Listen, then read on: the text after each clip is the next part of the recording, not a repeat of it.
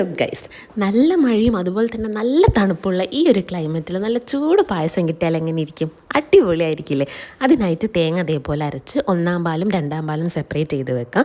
ചെറുപയർ പരിപ്പ് നല്ലോണം ഒന്ന് ചൂടാക്കി കഴുകി കുക്കറിലിട്ട് വേവിച്ചെടുക്കാം. 1 കപ്പ് ചെറുപയർ പരിപ്പിന് 3 കപ്പ് വെള്ളം എന്നുള്ള റേഷ്യോയിൽ കേട്ടോ. ഇനി നമുക്കിതിലേക്ക് മധുരത്തിന് ശർക്കരയിൽ കുറച്ച് വെള്ളം ഒഴിച്ച് നല്ലോണം ഒന്ന് ഉരുക്കിയെടുക്കാം. ഇനി നമുക്ക് ജീരകം, പഞ്ചസാര, ഏലക്കൊക്കെ ഇട്ടൊന്ന് പൊടിച്ചെടുക്കാം കേട്ടോ.